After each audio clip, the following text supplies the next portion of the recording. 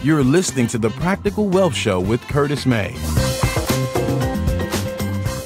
All right. Hey, welcome to another episode of The Practical Wealth Show. As you get this, it's probably after Christmas, but before New Year's. And so I just want to wish our listeners out there happy holidays. And I want to thank you so much for listening and supporting the show.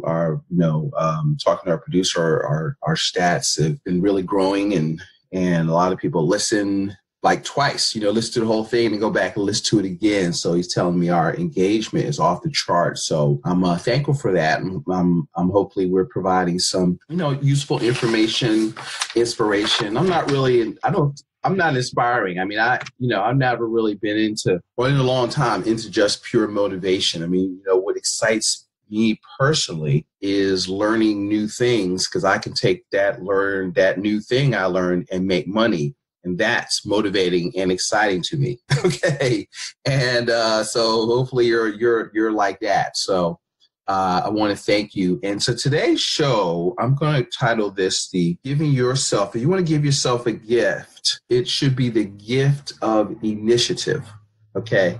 Being able to take initiative, being able to, as Tony Robbins called, have personal power, which is the ability to get yourself to take action and not have the analysis of paralysis, because people just think about stuff too much, where you kind of got to go get your hands dirty of what you're going to try. One of the things, as I train people in the financial industry, and I've always, like network marketing and just different sales people I've talked to or trained or mentored. And one of the things that I will always tell people is that activity produces knowledge. Knowledge does not produce activity. And so Emerson said, if you want the power, you have to do the thing, that you're trying to do to get the power that you want. So here's a tip. So I get probably paid $50, $60 a month for 3 or 4 things of newsletters I get, so that I'm always learning new stuff. Okay. And so this is kind of I got this inspiration of this show from a newsletter, of a marketing newsletter I get.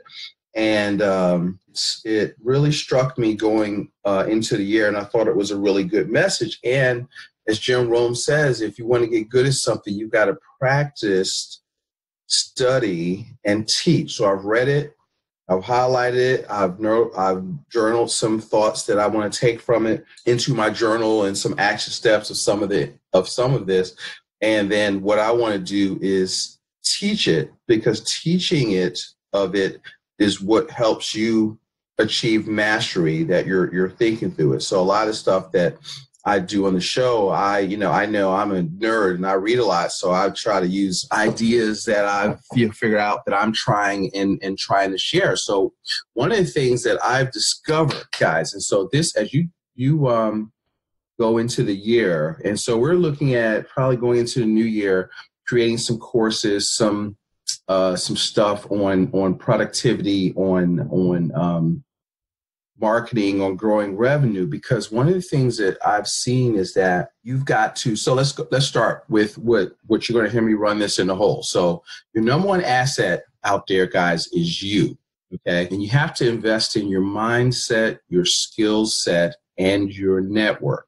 Okay. And so, because your human capital is where your revenue is going to come from. All right.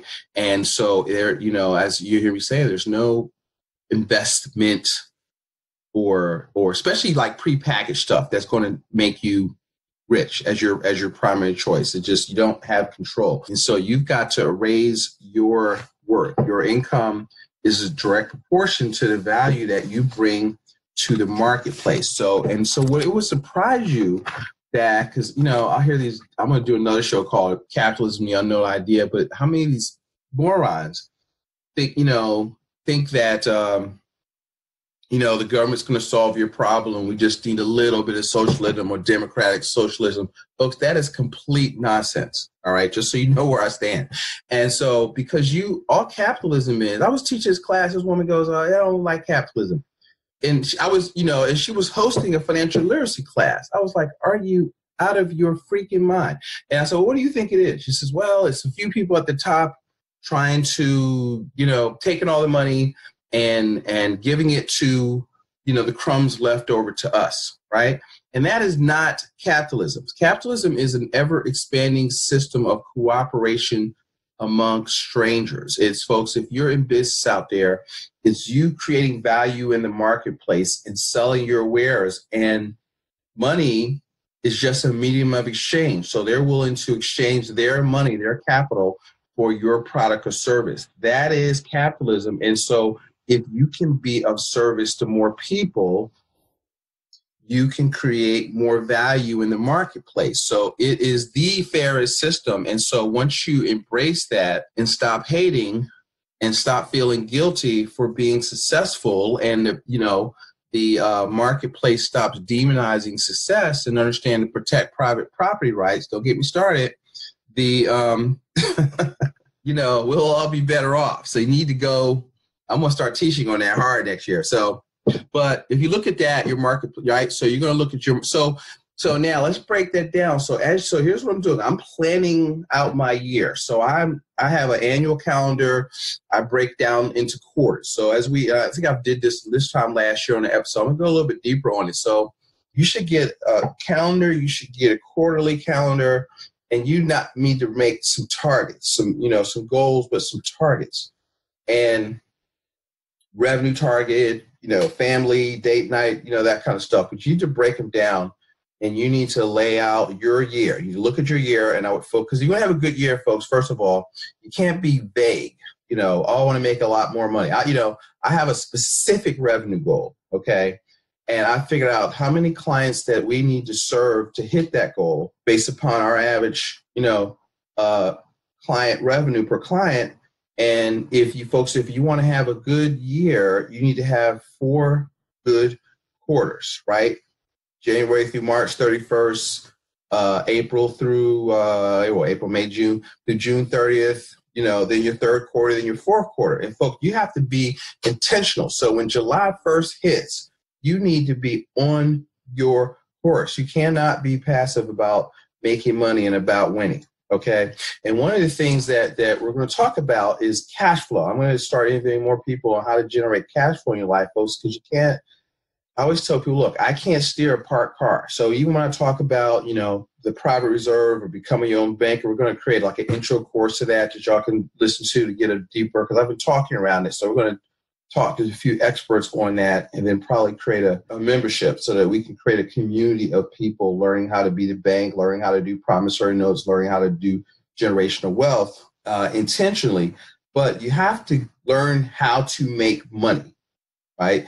And so you've got to learn. So you've got to make it, maximize your job, improve your cash flow so you can save 10 to 30% at least of your income. And so that means you've got to make more and get your expenses under control and eliminate wealth transfers. And so you've got to be intentional about making money. It's like, I don't want to hear this, I can't sell, and, I'm not a talker, and I'm too busy. If you see me, you say that, you duck, because I'm about to smack you in the mouth, because you're not too busy. And, no, it's not easy. No, it's not comfortable. But guess what, folks? Success is uncomfortable. It lies out of the comfort zone. I was telling my daughter the other day, I said, listen, because you got to, when I coach kids, I always want them to have the will to prepare to win. Everybody wants to win. Okay, you run track, win the track meet on Saturday on the meet. All that comes in off season and the preparation you do, the workouts, the sprints, the times, the time trials, working on your start, working on, getting your toes up, leaning through all that stuff, just on 100 meters. The track is so technical, right? And so you have to have the will to prepare to win, okay, if you want to win. So if you haven't prepared, you should have no expectation that you're going to win. Okay, and disappointed. So, pleasant methods, which I'll tell you a story another time in college where I used pleasant methods, didn't work out my sophomore year in college, and out on the quad, hanging out, flirting with the field hockey players. You were this freshman year, I was running 4 miles a day, doing 10 wind sprints up and down the soccer field, lifting weights, and playing ball during the preseason. So when preseason hit, when it wasn't trials because I was, being recruited to play. I was in shape because my high school coach used to kick our butt. And then so sophomore year, I'm going to take over as a starter, and this is my coordination. And I did okay, but I realized looking back, hindsight, was out of shape. I ended up pulling a groin, and I just really didn't have the season I wanted to have. But, it was partially my fault, because if you're, I always tell my kids, listen, if you need to work hard so that when you walk in there, you're like the clear choice of the best person, that you have the right to be there. You're clearly the best person in the place. Work hard. I want to be the best financial advisor in the country, and I work hard at that in the banking space. I want to, I don't want, and you'll never be that, but you work at, being the best you work at, because my biggest fear is, giving somebody, I always tell people you're your best financial advisor, but I'm the guide. But, leading somebody in the wrong direction, that's always terrified me. So if I'm analyzing somebody's numbers, I'm breaking it apart, looking at it 7 ways to Sunday, because that's, I obsess like that.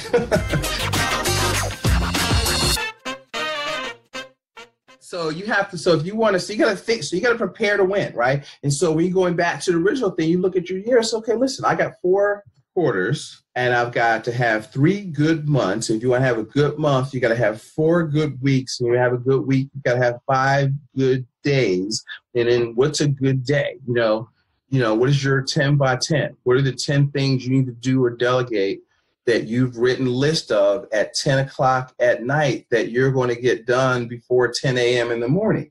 So you have to attack your day. Do you do that? See, if you're, want to be full-time and start your own business, you have to learn how to be a work creator. So, but you can do that. So you can invest in your mindset. The Slight Edge, Jeff Olson's book. Are you reading 10 to 12 pages a day?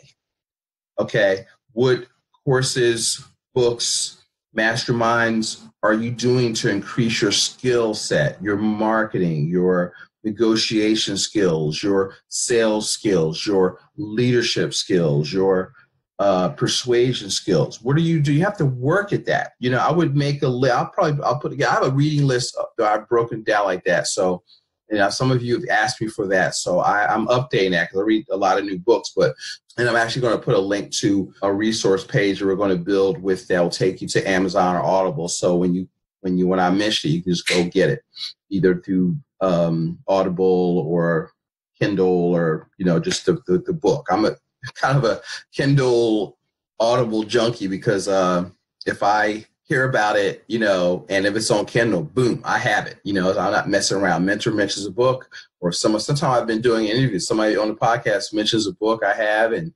offline I am looking it up, and boom, bought. All right. So you've got to get like that. Don't tell me I don't read well. What?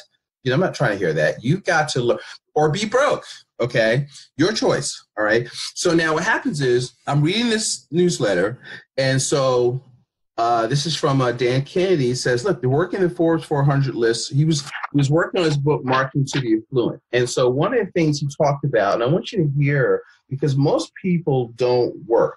And so he says, how many billionaires have been scraping and hustling, developing a habit of doing so, albeit at a higher level? So Warren Buffett, what is he, 80 years old or over 80 years old? Every morning in the AM, 5 a.m., he reads 5 newspapers, at least 5 newspapers, searching for clues to possible investment opportunities or causes of concern for the industries and firms he's already invested in.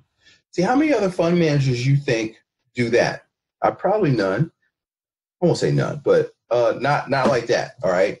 And so Buffett also has read. Now, this is arguably one of the top investors in the world, second richest person in the world. He had, in 2018, he has read more than 20 investing books in 2018 alone. Okay, that's almost 2 a month, guys, of books. If people read articles, people have researched to write a book. Articles is like popcorn, right? If you need to learn to drink deeply on the book, through books you read, Jim Rohn says, if, the stuff that you want, the riches, the financial independence, it's like on a high shelf and you can't reach it by getting on your tippy toes. You have to stand on the books you've read to reach to higher heights. Remember that, okay? Even in my business, to be a better service to clients, it's nothing for me if I'm really into a topic to read a book a week on it. I'll binge, and if I get an idea and I don't understand it, I will ask people, I will figure it out. I've been that way since college. I was working at Red Auerbach's basketball camp. This guy had this fantastic move. And I was like, listen, can you show me that? And we would play one-on-one, full court one-on-one every day. And by the end of the week, that Friday, I remember I beat him to the basket with the move he taught me. I was like, thank you very much, right? And so, what happens is I've been winning because I have been focused on that, so you got to invest in your mindset, your skill set, your network. Your number one investment is your business. So, before I look at investing things outside of me, I'm trying to take these things I learned and apply them to my business, because that is my fastest path to cash, right? And it is yours too, because one investment is not sending your money to some fund manager 500 miles away that you've not met. And so what you'll find is that winners are always investing in a continuous strengthening of their breadth of knowledge. And so what happens is, if you do that, see, that gap right there is called the initiative gap. Okay. And so when people talk about, well, the 1%ers and the 5%ers, well, here is part of the reason for that. See, I try to break down success. See, so initiative gap is the gift of the masses to the elite 5 or 1% groups in every field, profession, as well as the population as a whole. It is the masses, poor, grudgingly inconsistent initiative that makes outsized success and wealth of the few possible, okay? And so they ain't that much smarter, folks. They just have more initiative. They take action, okay? And if you look at Dennis Kimbro's book, Success Secrets of Black Millionaires, he highlights African-American millionaire. They ain't start out rich. They just decided they didn't want to be poor, okay? And you figure out, you provide a seat, you find a need in the marketplace, and you fill it, okay? And people say, well,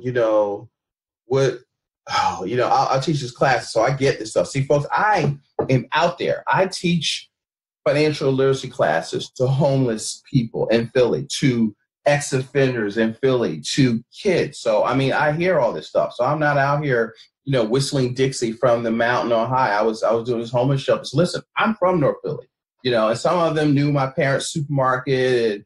And first thing I tell them, I said, listen, wherever you are or aren't in your life, it is your fault. Okay. And if you don't believe that, you can't win. I tell them real fast, listen, Curtis ain't a social worker. So I'm not here to blow smoke up your butt and tell you about these programs and blah, blah, blah, blah, blah. You need to get your ass together. Okay. Now, that's politically incorrect. And my sister's a social worker. Now, you can't really do that. But what happens is I reach some people doing that because they know, they knew I care. I came where they came from. I was fortunate, my family was in business and that kind of stuff. So, I wasn't like poor, okay, and admittedly so. And, but I wasn't being condescending because I asked them, listen, is this too harsh? How are you taking this? Like, no, man, it's good. We went on business and, you're all right. Do what you do.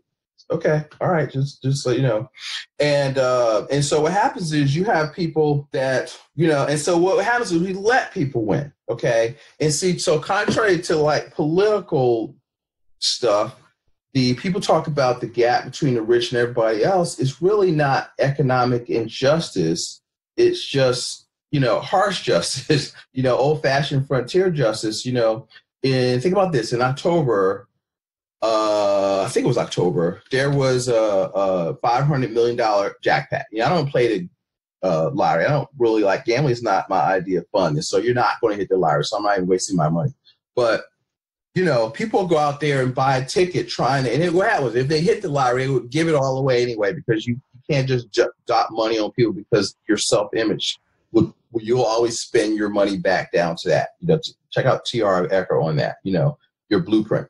And so what happens is, how many of those people And I know this because it's like pulling teeth to get y'all to read a damn book. All right.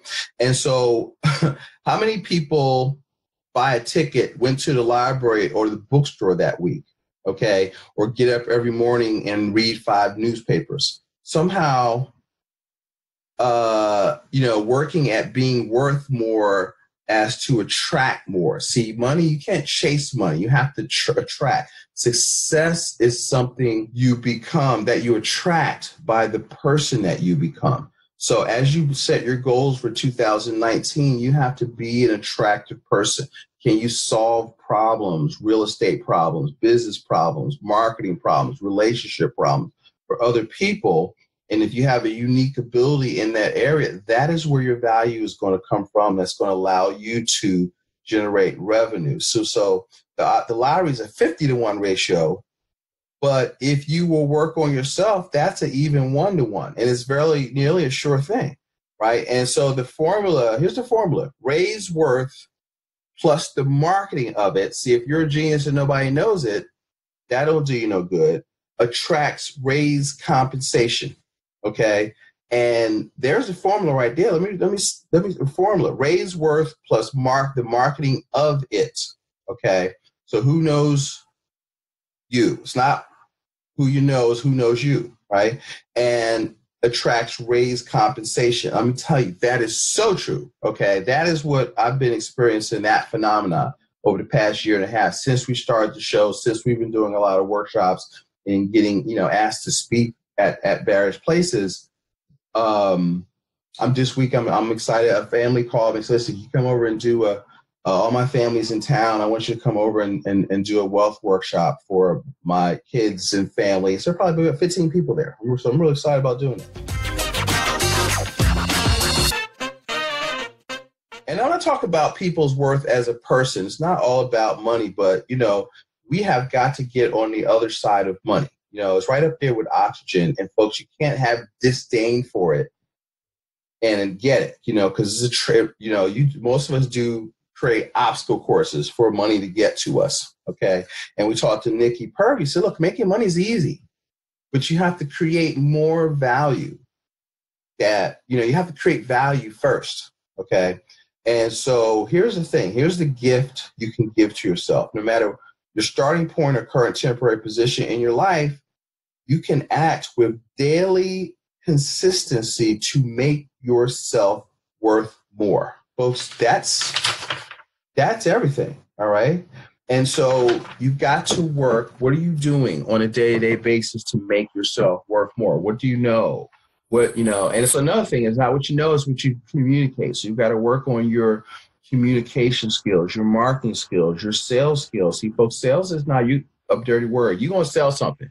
You're going to sell your something, somebody else's something. But if you need to generate new money, you just need to embrace sales. But y'all think sales is being a talker, trying to talk people into buying something they don't want or need. And that is not what sales is. Sales is helping people make a future decision that is good for them and helping them through education intellectually justify that decision. That's why we focus on educational-based marketing. Somebody wants to interact with me, I'm sending them through some video stuff I have. And so I'm not going to talk I always talk about, being the bank. There's homework on that. So, we show people how to use dividend paying life insurance as a place to store cash with mutual companies, right? So it's like, what? Well, how do I do that? It's like, you know what? Here's a book. Here's my video I've done on this. Here's some stuff. You read it. You come back and see me because I don't have the energy to, my cousin at Primerica or Susie Orman or Dave Ramsey, blah, blah, blah. Listen, you got to keep your own counsel. You got to do your homework. And then once you do your homework, you'll see that this is a great thing. If you're not willing to do your work, somebody's like, well, I just don't understand. And now I gave her a book. Gifted her Jeffrey Reeves' book. It's like, well, I don't understand it. I've been burned before. I'm like, did you read the book? No, I haven't had time. Well, then I gave you a book on the subject. What do you want? There's 20 of them. I read them all. Okay. And so, and it's not new. It's just new to you. Okay. People have been doing this stuff for 100 years. And so you've got to if you want to win, you've got to take initiative. You've got to figure out ways to generate cash flow. You got to make it. You got to keep it initially 10, 20, 30% of that money, through your banking system. You got to recapture money you're giving away. And then you've got to look to buy things that generate cash flow in your life, like day one, okay, or within at least 90 days. You got to stop investing for capital gains, because that plan, in my opinion, if you do the math, is not going to work. So you've got to be willing to take control of your life in 2019. You got to focus on creating value. Others in 2019 will generate the revenue to you for what you can save. And then because your folks, you got to say, when you save, the verb savings, there's only 4 things you can do with savings. You can save your savings, consume your savings. If you look at my website, Drain the Tank, we don't want to do that. You can invest your savings in the 4 asset classes: business, real estate, paper, and commodities. Or you can lend your savings, via you being the bank, loaning money out, charging interest rate for the use of money, or any combination of those 4 things. So as we go into 2019, folks, we're going to get you growing your revenue, becoming a good steward of your money. Understanding how money works is key. So actually, this went longer than I thought it was going to be. I get a little bit hyped, but folks, thank you again for listening. I hope you have a joyous and prosperous 2019. And so stay tuned for some cool stuff, some really cool interviews that we have going to the future. And we're really going to emphasize, folks, generating new cash flow, because you can't steer a parked car. So, hey, folks, so check out our ebook, Financial Planning Has Failed, by Kim Butler. As you know, it's on the show notes. You can text cash flow #ebook to 26786 to get your free copy. Hey, if you've heard enough and you want to have a conversation with us, just go to practicalwealthadvisors.com and click apply to work with us. It'll take you through a short, first you're going to watch the video, the Practical Wealth Money for Life process, no obligation, and you'll see what we do. And if that resonates with you, let's have a talk. All right? Have a great and prosperous and safe new year. Thank you for listening to the Practical Wealth Show. I'm Curtis May, and we're out. Thanks for listening to Practical Wealth. To access the show notes and resources, go to practicalwealthshow.com. To get your questions on the show, go to practicalwealthshow.com.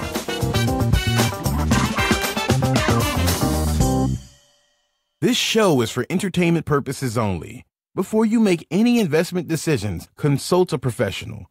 This show is copyrighted by Practical Wealth. Written permission must be granted before syndication or rebroadcasting.